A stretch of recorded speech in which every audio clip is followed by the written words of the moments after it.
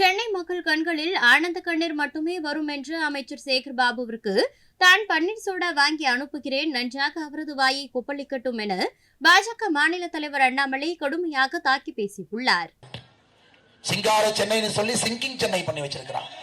Singing Chennai பாருங்க. சென்னைக்கு முன்னாடி என்ன சொன்னாங்க அண்ணன் சேகர் பாபு அண்ணன்? மக்களுக்கு கண்ணீரே வராதுங்களாமா, வெள்ளமே வராதாமா, கண்ணீர் வந்தா ஆனந்த கண்ணீர் தான் வருமா. அண்ணன் சேகர் பாபு அவர்களுக்கு ஒரு பாட்டில் பன்னீர் சோடா வாங்கி அனுப்புறேன், தயவு செஞ்சு வாயை கொப்பளிச்சு. நீங்கள் சொன்ன நேரம், சொன்ன முகூர்த்தம், மக்கள் 10 நாள் தண்ணீர தான் இருந்தாங்க, தண்ணீரிலே தான் மிதந்து கொண்டிருந்தார். சிங்கிங் சென்னையாக மாற்றிவிட்டு அண்ணன் சொல்றார், மழை வர்றதுக்கு முன்னாடி 99% பணிகளை முடித்து விட்டோம், வந்த பணம் 4000 கோடி. 99% முடித்திருந்தால் 3960 கோடி செலவு பண்ணிருக்கிறாங்க. மழை வந்த பிறகு சொல்லுகின்றார்கள் 42% தான் பண்ணிருக்கோம். அப்படி என்றால் 1680 கோடி. மிச்சம் இருக்கக்கூடிய 2280 கோடி என்னாச்சுங்க?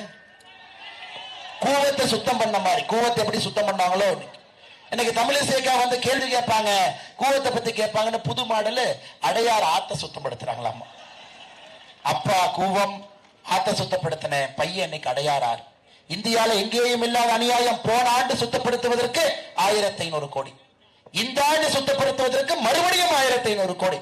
செய்திகளை உள்ளது உள்ளபடி தெரிந்து கொள்ள ரெஃப்ளெக்ட் நியூஸை சப்ஸ்கிரைப் பண்ணுங்க.